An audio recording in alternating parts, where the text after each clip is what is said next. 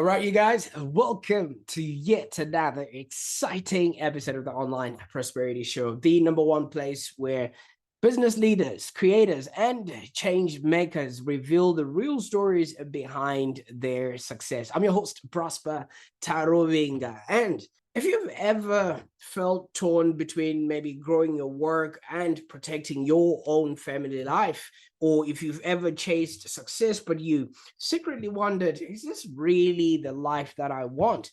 Well, this episode is going to be for you because today I'm joined by Elbert Or, who is the co-founder of Pushpin, a visual storytelling company that actually helps organizations build better worlds through drawings, stories, and powerful facilitated conversations. So you will realize and learn that he's not just an entrepreneur, he's a facilitator, a community builder, and also a comic book creator.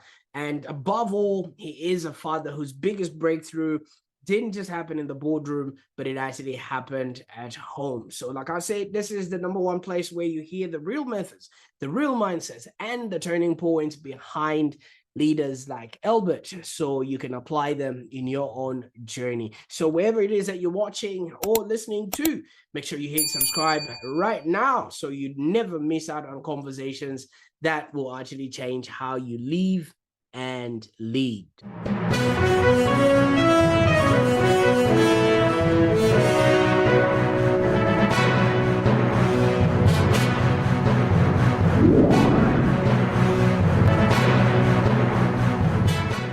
Now, Elbert, welcome to the show.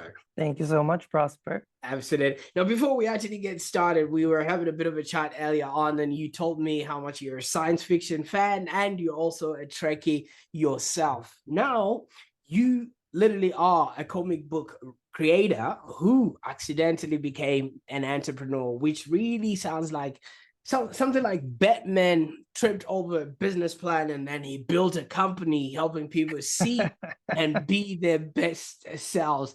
Now, did the superhero life choose you, or did you just doodle your way into changing the world?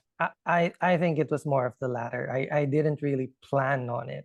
And I think this was one of the things that I've had to discover along the way. And one of the big shifts that I've been, very vocal about, even within my own community. Because when I started choosing what my career path was going to be, I was really just content in finding opportunities to practice and get paid for doing what I love doing.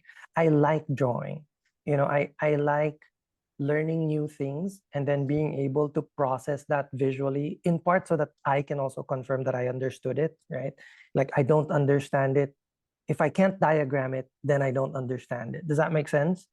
So all throughout the start of my career, it was really just, who do I think would be willing to pay me to spend the whole day drawing? And that's how I got into, illustrating children's books, designing book covers, working in magazines, making comics, both in my home country, the Philippines, and also across Southeast Asia.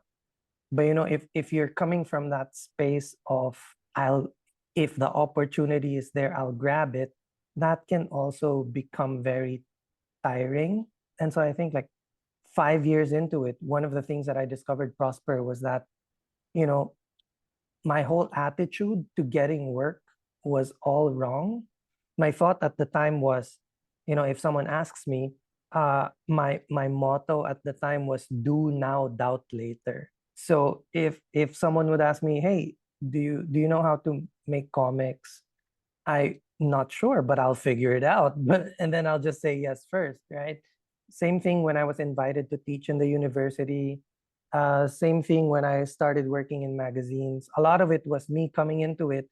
Maybe I know how to do 10% of the work, and then I'll just figure out the rest along the way. And the challenge with that was that I realized just because you can doesn't mean you should, right? I realized I was coming from a space of just exhaustion and coming from a mindset of scarcity. Like, if I pass on this opportunity, it might not come again. And that was always my worry, and that was always my fear. And part of it might just be because I was living the life of a creative, and being ingrained with these narratives from society about, you know, the cliche of being a starving artist, right? I didn't want to be a starving artist. So whatever opportunities came my way, I'm gonna grab it, right? Mm. It all came to a head 5 years later. I injured my hand and I spent a whole year not being able to draw. And so that forced me to slow down and really think about, well, what what would my life look like if I couldn't draw anymore for the rest of my life? Who Mm. am I and what am I going to be doing? So that's where I think a bit of the shift happened. Absolutely. And thank you so much for walking us through that because, you know, while you were talking, I was just thinking to myself, when I was growing, my dad was always saying, no, you can't just be drawing, you know, you have to actually learn how to do mathematics and Yeah. English and things of that nature. But for you, it sort of has become a career and things of that nature. So now as a parent, I should also be able to help my kids do that. You never know what that might become. But speaking of growing up, was this always something that you loved doing, drawing as a child? Yeah, I've always loved telling stories through drawings. That was something that I found easier than having conversations with people.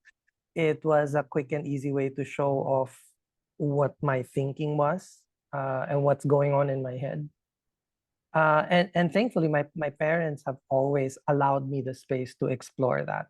They weren't super enthusiastic about it, but they just kind of let me be, right? Um, and that's been super helpful in terms of like growing roots, and building my practice. What Absolutely. what I what I wish though, Prosper, was that they had also, um, or for myself, I wish I had learned sooner that the practice isn't who I am, or the craft isn't who I am. We are not what we do. And it took me getting injured, and essentially my drawing was, the option to draw was taken out of my hands literally, for me to be able to see that, right? That we're not what we do, that we are more than that. I like this because so many people get really caught up in the identity of who they have become, and they can't necessarily let go of that because it sort of signifies some sort of either failure or, you know, some sort of loss in their life. But obviously, before you then went on and established Pushpin, you had spent almost 15 years Yeah. freelancing as a designer and illustrator. Tell us, you know, what that world was like, you know, and for those that just want to generally know your experience and upcoming. Yeah, so I mentioned, right, the first 5 years coming out of college or university, I spent it as a freelance illustrator and graphic designer, just doing whatever work came my way. Mm, Um, but when I injured myself, I think that's where my first powerful shift happened, because I right. couldn't draw for a whole year. And what that helped me realize was that more than on to was what my drawings did for other people. So it's not what I do. I'm not what I do, but it is what I do for other people that made a difference.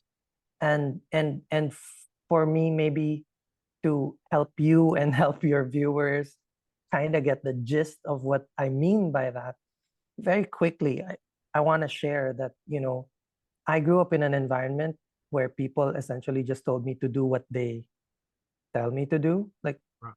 we're the adults, just do it. Yeah. Like, don't stop asking too many questions, just go ahead. But somewhere along the way, when I was in late high school or college, someone, an adult, actually took the time to pause and explain to me why they were asking me to do the things that they wanted me to do. And I felt that aha moment, like that shift. And it made me realize, if it was clearer to me why I was being told to do certain things, I would maybe be more willing to do those things they want me to do, right? The buy-in comes from understanding the why.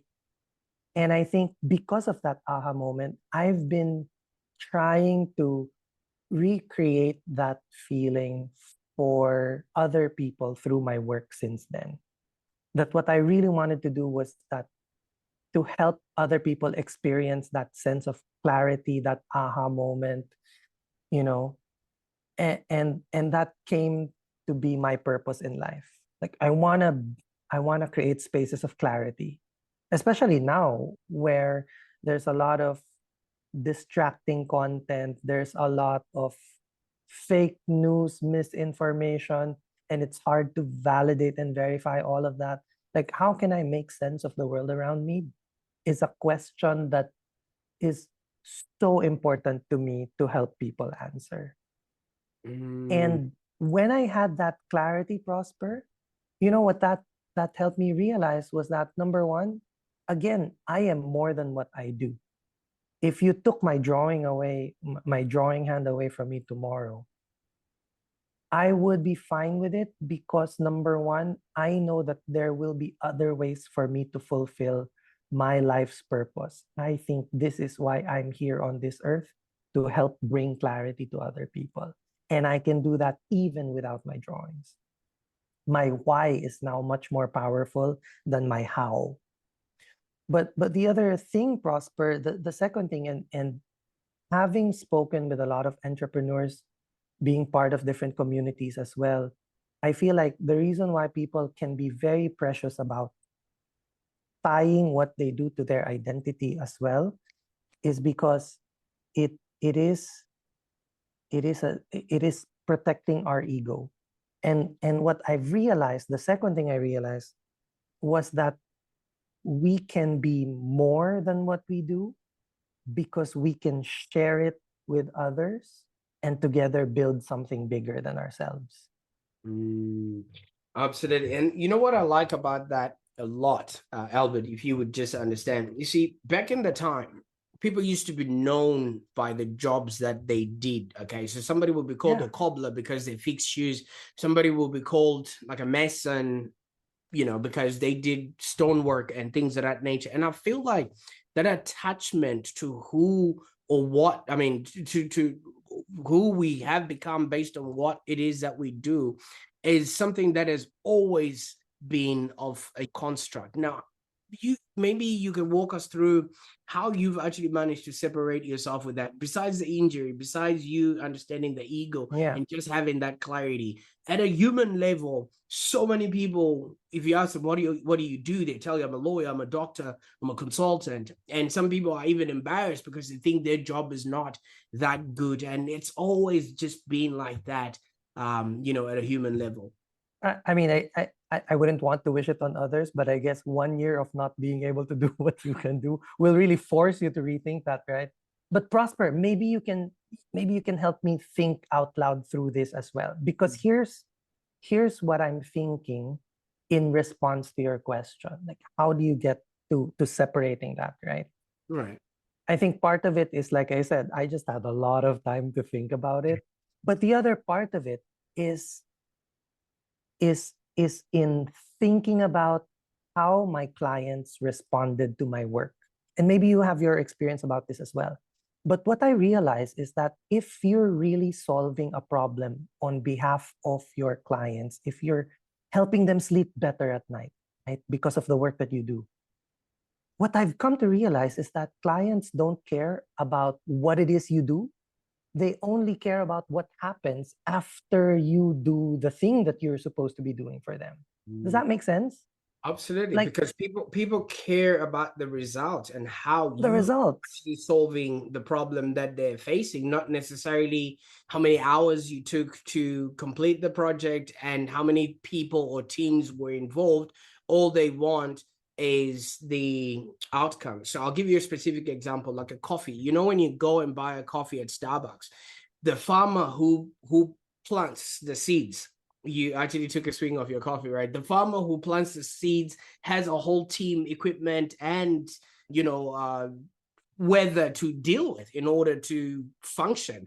Then there's the driver who drives the seeds to the market, and then there's the person who roasts the seeds, and then there's a person who creates the menu. And the last thing that the customer just wants is a swing of their coffee. They don't care how all of that came through and things of that nature. Am I understanding you well? And I think you've really painted that picture in my head. That's why I had that sort of Yeah. Right? You don't think about the whole process, right? You're not even think sometimes, just to stick to your coffee story for a bit. Sometimes you don't even think about whether the coffee was actually any good or not.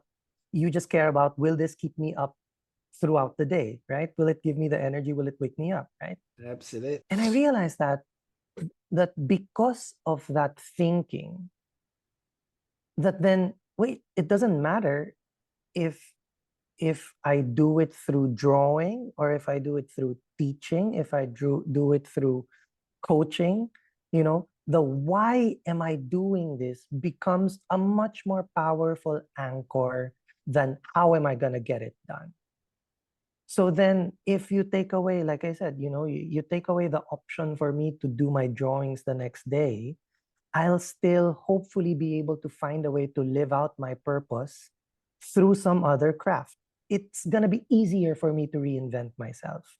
At the same time, there's a lot more freedom in knowing that, number one, your purpose is not tied to your work. Why you are here on earth is not tied to what it is you do, right?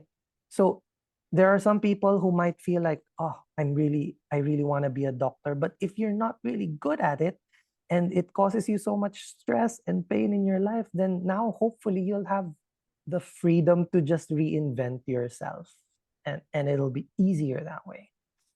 The Mm, other freedom that I think that brings us prosper is that if you are now kind of thinking about, well, what's my purpose in life? The why is usually our purpose. I feel like our purpose, why it is that we do what we do, I feel like inherently it brings in other people into the conversation, because our purpose is more often than not all about what do we do for others. I don't think we're only ever here, Prosper, just for our own satisfaction. Does that make sense? I think oh, we're here for other people. absolutely. And And I and think that has freedom. like that because I think there was a Zig Ziglar that mentioned help enough people get what they want, and you too will get that Yes. which you want and Yes. more. And I really love how you are giving people so much permission, because a lot of people are really caught up in how they produce value, not necessarily the value that they're actually bringing to the table. And where this conversation really comes into play in this day and age, where most of the doing has been taken over by technology or Right. by AI. And would you say maybe that because you didn't come from a business background or a finance No, background, not at it all. actually made it easy for you to not be attached to the actual how part of the business, because you still maintain that creative nature, and in your brain you're thinking, how is this going to help the customer? Because that's a very different position to be in, whereas most of the people that will be watching this and listening will be like, oh, I spent 4 years or 5 years holding on to this piece of paper or certification, now I have to defend it and people have to pay me for that. Yeah. I love that last part. Now I have to defend it. Um, I don't know. I mean, how are you thinking about AI these days? I'm sure it's part and parcel of the work that you do, right? It actually has come in to enable us, not necessarily Yeah. take away from us. And this is where the actual outcome, like parts of this show will be touched by AI at some point. But the actual outcome is the information that we're helping people with, as in Yeah. letting go of the ego that they have, which is being derived by yourself and myself. Yeah. Yeah. I think as someone who holds on to my sense of purpose more strongly than my own craft, whenever new technology arrives like this, it's also allowed me to pivot more easily and adopt new technologies, and seeing how it can help me shed some of the work that I do so that I can focus on the other things that I can be really good at, right? I think one of the one of the things that I also wanted to share about, if you have a clarity of purpose about you, is that it not only frees you up to separate yourself from your how, from your craft, it also frees you up so that it hopefully gives you more courage to reinvent yourself when need be. But it also frees you up to share it with other people so that you can more easily fulfill your purpose. And I think for me, transitioning from being a freelancer to being a business owner is really what that was all about. Because I knew for me to fulfill my purpose better, I needed more people around me. And I needed to trust other people around me. And I can share with them my story about what impact do I want to make for other people. And hopefully that encourages them and entices them to join me on that journey, right? And when technology like AI comes in, even before AI, I mean, when social networking came in and then it became social media, just being able to, hey, do I want to get into Facebook? Do I want to get into Instagram? How can I use this for my business? I mean, all of these different technologies as they arrive allows us to also pivot and not be so precious with the kind of work that we initially set out to do. Because I think a lot of business owners, they get hung up in, number one, they get, a lot of business owners tend to get hung up with, I need to do everything myself. If you want to get it done, you do it yourself. And so they have a hard time scaling up because they feel like they need to do everything themselves, right? And when you get into that romanticized notion of the entrepreneur's journey, that sometimes also extends to a hesitation to adopt certain technologies because you feel like, if I use AI, that's cheating. I need to do it all myself, right? I have to do all the thinking, all the writing, all the content generation, all the prospecting, the selling, the negotiations, all of that I have to do myself. And I feel like that tends to spread ourselves too thin and actually keeps us from being all that we can be, when maybe what would be more helpful is, okay, you're clear about your purpose. Like, my purpose is this is the end point. Like, I want to go to Brisbane, but you and I know that there's many different ways to get to Brisbane. You can walk, which is not ideal. You can ride a bike, you can drive a car, you can fly a plane. There's many different ways to get to the same destination. And I think if you're clear what the end point is, then you're gonna have more freedom and more courage to not follow the path that you were on, but to explore other paths, right? Mm, Um, and yeah. not be too precious about it. I like that. I like that. You see, so many people get caught up in being busy, and that doesn't mean they're being effective, right? Because you can't climb the ladder of success with your hands full. And as you're, explaining, there's so many ways to get to places, and half of the places Yeah. we want to arrive at, we also want to arrive and enjoy being at that particular Yeah. place, Yeah. not tired and, and I half mean, you can be exhausted and enjoy it. Like, two things can be the same. But it's right. but it's a different thing altogether if you're exhausted and you're just like demoralized right? That's Mm. hard. So how do leaders know when they're climbing the wrong mountain? I think it is exactly what we were just saying, right?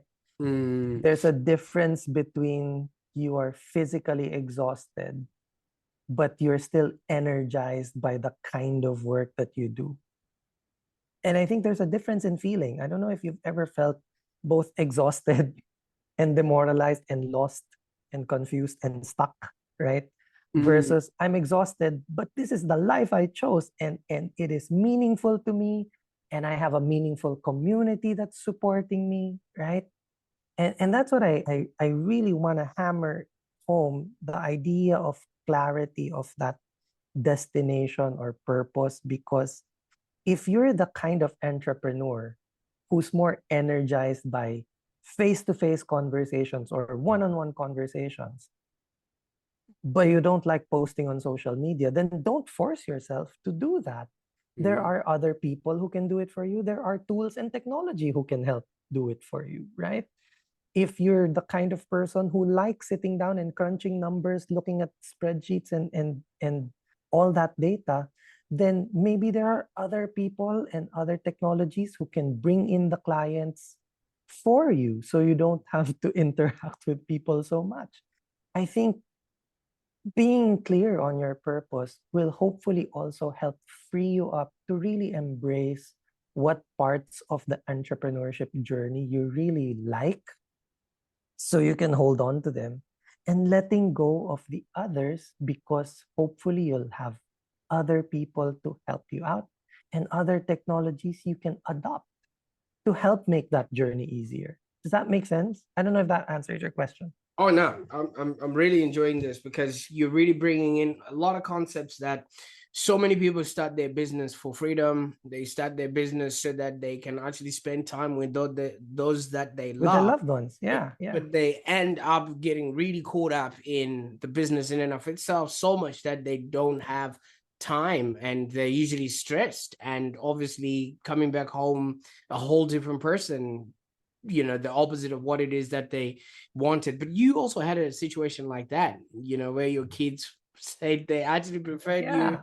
not being at home. Tell us a little bit about that Yeah, part. yeah. Yeah. So I, there was just some parts of my entrepreneurship journey when I was starting out in particular, and we first had kids. I think one of the things that I maybe underestimated was how expensive raising kids would be. I I did not expect that at all. I had it in my head that, an extra person is a multiple of like a certain number, right? Like times two, times three, because there's now three people in the family. No, it's not. It's exponential, Prosper. I did not know that.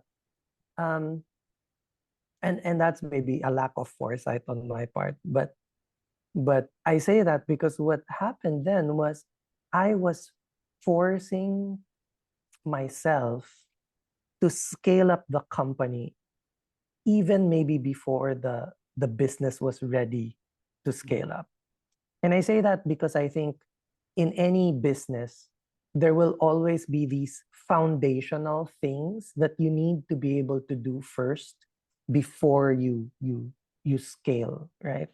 Like in my case, I was at the point in Pushpin's lifespan where we weren't even clear on who our ideal customer profile is. Like, who are we actually best suited to help? And I didn't have the answer to that, you know?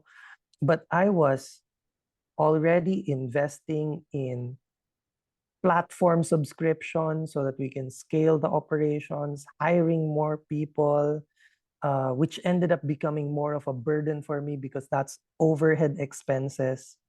Uh, Thinking falsely that if I had more people helping me sell, then we can bring in more business, not knowing that if we don't know exactly who are we selling to and what are we selling to them, then I wouldn't be able to train them properly and equip them and set them up for success anyway, right?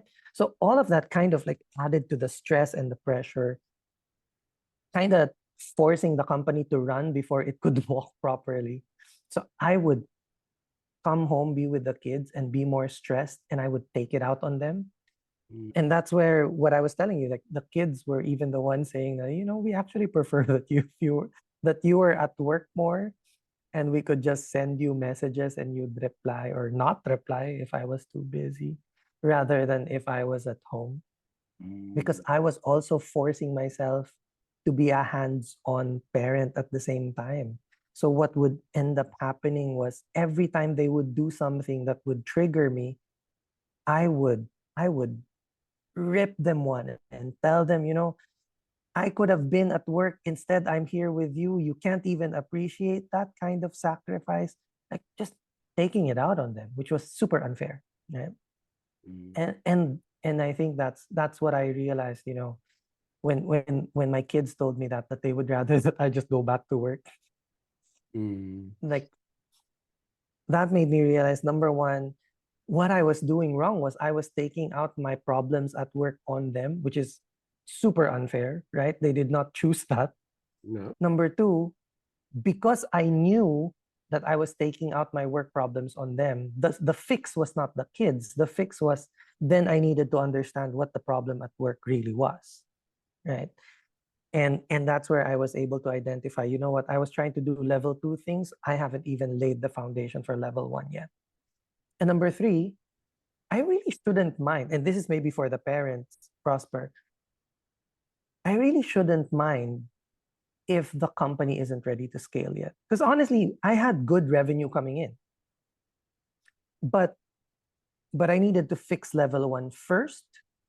And in the meantime, I shouldn't worry about, hey, am I giving the kids the life that I want to give them? Because what I also realized when I stopped and streamlined operations so that I could go focus on level one first, what I realized was that my kids would be totally okay with whatever lifestyle I give them, because what was more important was that they felt like they had a safe environment, that they were growing up, I had their backs, they are loved, they are supported. Maybe because I have the advantage of my kids at that time were still young, they were under 5 years old. They don't really have a sense of, hey, I need a Switch, a Nintendo Switch in my life. Hey, I Yeah. need to travel to a different country 5 times a year. I mean, they didn't really have that sense of, like, they didn't have that frame of reference. Does that make sense? Mm, I think back on all the times that I would buy them toys and they would be more attracted to the box than what was inside the box. And yeah. they would play with the box. Like their standards of happiness were much lower than I imagined it would be. Does that make sense? Absolutely. I've got kids too myself, and half of the time you would notice that all they just want, like you said, yeah, it's just the box. And then pretty much after that, the toys are just left out there. It's just that Yeah. anticipation of opening something. And for those that are And watching, my full attention. I think right? The yeah, box and their parents' full attention yeah. for however long I could give them. But I think it doesn't make a difference if I spend an hour with them or a whole day, as long as I give it my full attention. Right? Absolutely. And for those that are watching, if you've ever felt stretched between work and family, I want you to type the words balance in the comments, because you're not alone with all of this. Yeah. Now, Elbert, I Yeah. mean, after discovering this, you went on and you did a shift to the 4-day work week, right? I think that is something that would have come as a result of this. But a lot of leaders are afraid of letting go of maybe one aspect of their business or a day in their business because they think it will Yeah. hurt their growth. Why did the opposite happen in your world? Well, I would say first that I think the opposite happened for us because we are largely a creative business, right? Mm, And what that did for us, Prosper, was that if you take an extra day for rest for your people, that's their creative energies being rejuvenated. That's them having more time to explore the outside world, read a book, watch a movie, and that informs their creative process later on, and increases the quality of their output. But even for those who are doing the more administrative parts of the work, they appreciate the extra day, because rather than request for a day off during the week because I have to go to the dentist, go to the bank, do my groceries, you have that extra day in the weekend. You don't have to eat up the Monday, Tuesday, Wednesday, Thursday work week and be fully present for work instead, and be fully present in your personal life on Fridays, Saturdays, and Sundays. Um, the advantage for that as well is that because we are still fundamentally coming from a mindset of work is Monday to Friday, a lot mm, of times I would hear from my people that the 3-day work week is too long. When Sunday rolls around, they've already done the leisure things that they wanted to do. They've run out of things to do on Sunday. So they're just excited to get back to work on Monday. So that's also a motivational benefit for me. But I would say that, not all businesses might be suited for a 4-day work week. And so even for us, we weren't sure at first. And so what I would encourage businesses to do instead is to to to try and do test phases to see how that affects the work, right? So for us, it was really testing out, can we do 4-day work week 1 week a month before we did full scale? When we did full scale 4-day work week, we still extended our hours, maybe do 10 hours instead of 8 hours, and seeing how that feels. And then just kind of like slowly bringing that to a setup that works for us. And by the way, it's not just for us, it's also educating the clients that before we get started on this project, please know that we're a 4-day work week, and that will affect the timelines and delivery, and you hopefully are going to be okay with it. Because if you So it is set, a journey, is what I'm saying. absolutely, if you set your clients' expectations, then they would also understand how to deal with you. Now, speaking of clients and setting expectations, your company or your organization, Pushpin, you work with non-profits, right? And also advocacy groups around the world. Tell us a little bit about Yeah. what it is that you do and what actually happens when visual storytelling meets social change. Right. So we work with two groups primarily. We work with nonprofit organizations and foundations, and we work with social enterprises. And the main thing that we try to do is we try to create communication materials that help explain and tell the story of their advocacies. What do they stand for? Because I think one of the challenges has always been that if you are, for example, talking about climate change, it is a very multifaceted and complex issue that is not just about the weather, it's also about accessibility, it's also about social equity, it's also about gender, all of these things that kind of overlap and affect that particular problem. Same with gender as well. When you're talking about women's rights, it is both economic, it's also cultural, it's also social. And so what we do is we help them tell the story with clarity, with simplicity, without all the technical jargon, so that if you are trying to reach a community, maybe without the technical background, they'll still understand and buy into what you're trying to do. If you are talking to government agencies that might be able to pass policies to support you, then we can do it in through infographics, so they don't have to read 60-page reports. Or we can do it through 3-minute videos so that they can get the gist of it, even if they don't have the time to go through your materials. So that's what we do. And even for social enterprises as well, we do the same thing. We try to make sure that the story of their mission is clear without making it a pity purchase. And that's the trick, right? We want to make sure that for social enterprises, what they do for clients is clear, but at the same time, the mission aspect is also clear without making it seem like, hey, buy from us only because we're helping these uh, marginalized communities or because we're supporting this particular cause, but that the value of the business is just as apparent as the value of the mission. And being able to balance that can sometimes be tricky. Sometimes the mission takes a back seat. Sometimes the value proposition takes a back seat. I can understand. Now, Yeah. for so many people and so many leaders, business is all about being profit first and then maybe think about impact a little bit later on. And, people want to make money for themselves first before they actually have enough to give away. Why do you reckon this thinking is outdated or even very dangerous in the way people operate these days? I think that thinking is dangerous because if you think, oh, I'm gonna bring myself up, grow the business until I become an Elon Musk, and then I'll set up a foundation and give back. I think that kind of thinking is dangerous because number one, what if you never get there? Number Mm, two, what if your business is not structured to be like that?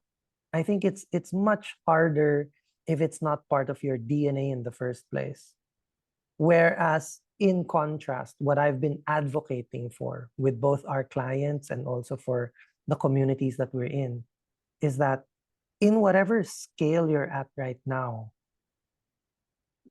give what small amount you can. Even if it's just $2 a year, is still something rather than nothing, right?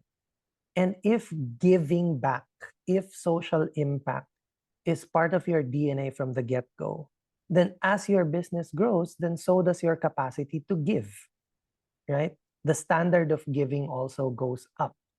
And that I think that's going to be easier to sustain.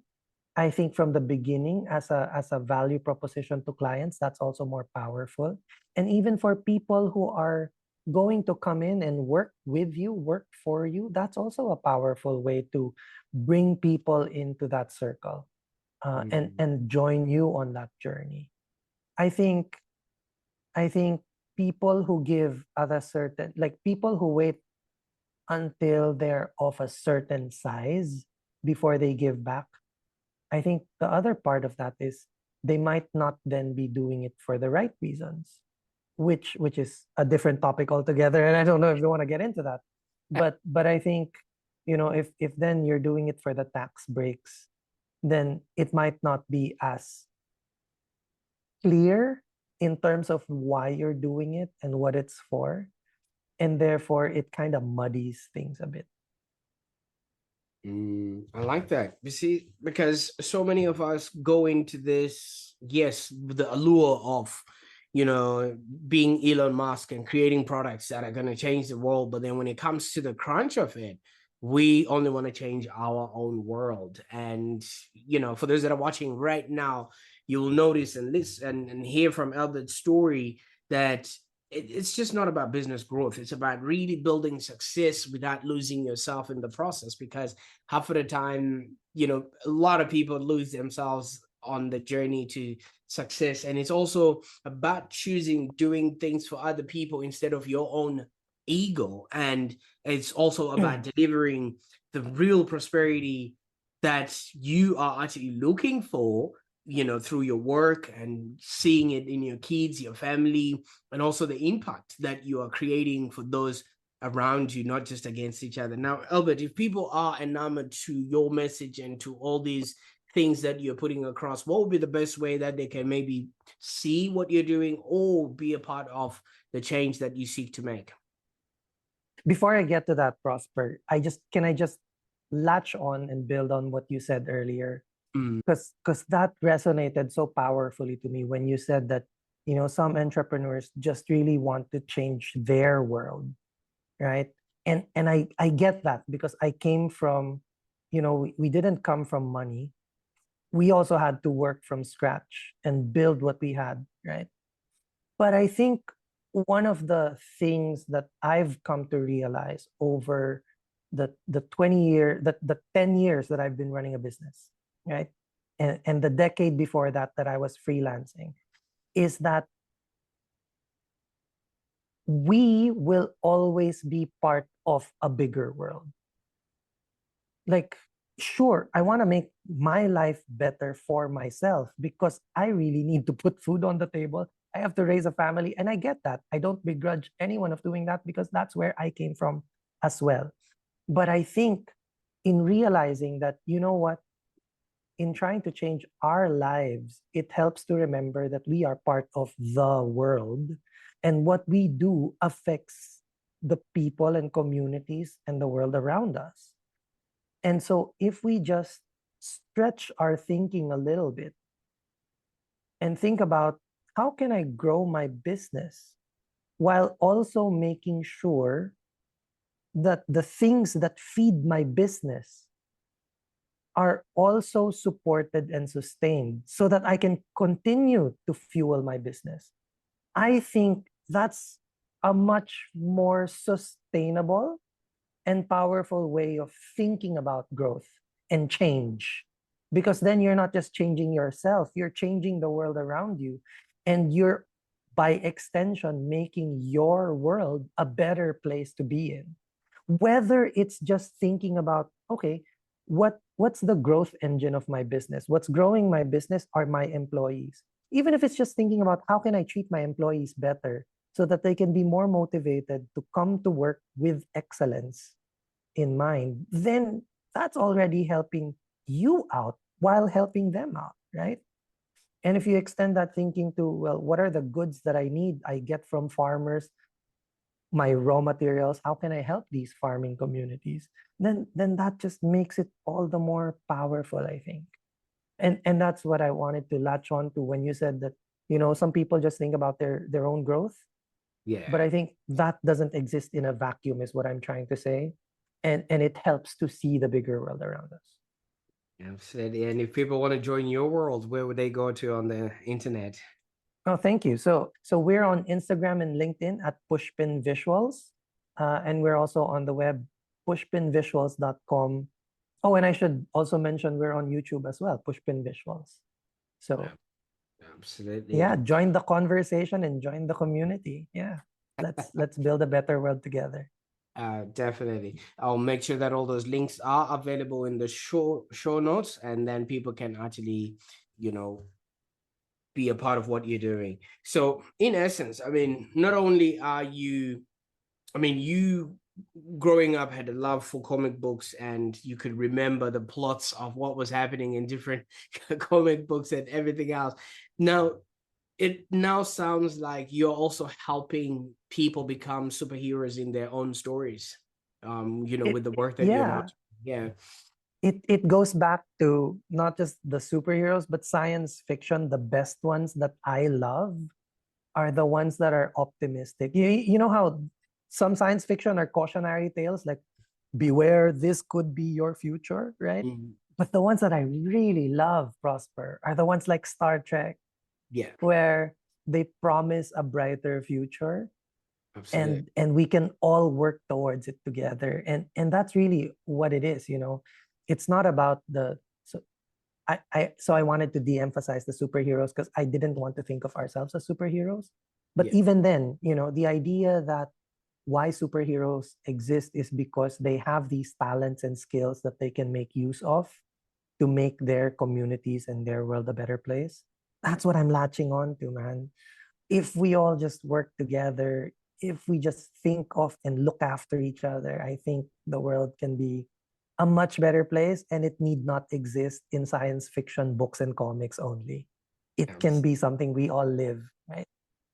absolutely. We could be our own everyday superheroes. And you did mention, Yes. a brighter future. So that also means, doing things that will sustain and also make sure that the people that are coming across our work in the future will equally enjoy what we would have Yeah. created. And speaking of which, what's next for Pushpin? What is the brighter future that we can also be excited about now that you've brought us into your world? So we've spent over a decade doing design work for our clients, facilitating their planning sessions, and essentially helping them tell their stories. So moving into this year, we're taking a cue from you, Prosper. We're actually starting to produce our own shows as well. It's called Drawing on Hope. And what Oh, we wanted to do was to then spotlight and introduce people to the different nonprofit organizations and social enterprises here in the Philippines and across Southeast Asia, so that they can be inspired to contribute to these different causes. And there's some very unique ones that we're discovering, not just the more prominent ones like climate change related stuff, gender rights related stuff. We recently had an interview with someone who is trying to reframe what it means to rehabilitate drug users. Like, what does it mean to be a drug user? What does the word addiction mean, and does it really apply? And what do we really mean when we rehabilitate people, right? We have one that's promoting women in sports. Like, that's such a very specific uh, advocacy to push for, right?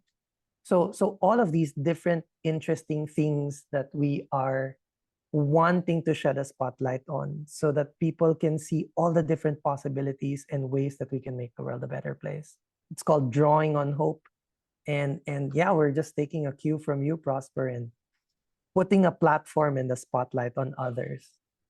Absolutely. See, thank you so much. And I really appreciate that. Obviously, owning your media is one of the things that I'm a big advocate for, because if you're not owning the media, then you can't influence the narrative or the future that you are hoping to create. So I'm happy we've had this discussion. But what I really wanted to just say from this is, yes, you had that 1 year where you were out of commission, your arm was not functioning and you injured your hand. But I don't know if you know the Japanese philosophy of kintsugi, where they literally resuscitate or fix broken jars with gold on them. And I kind of feel like that 1 year was your kintsugi year. Instead of you just drawing like the way you were drawing, you actually came back revitalized. And thank you so much for the work that you're doing for others, man. Thank you also, Prosper. Live long.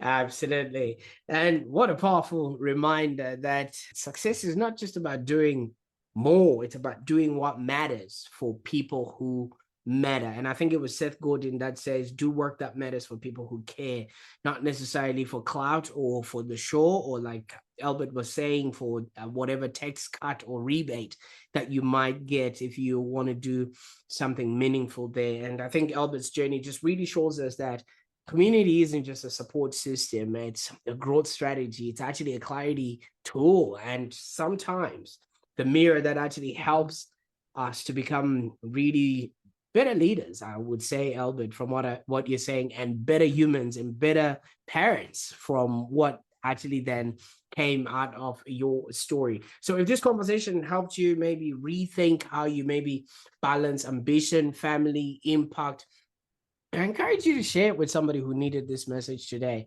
I think Albert just gave us permission to be, do, and have a happier existence. And it's all about letting go, and letting go of one of the biggest things, which is basically our ego.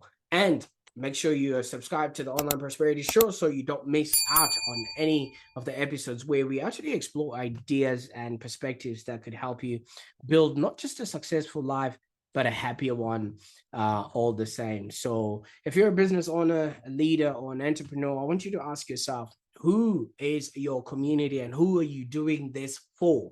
And who are you becoming because of them? I want you to drop your biggest insight from today's episodes in the comment. We will definitely read each and every single one of them. Now, Elbert, thank you so much for reminding us that, hey, we don't have to choose between prosperity and purpose. Why not both? Until next time, bye for now.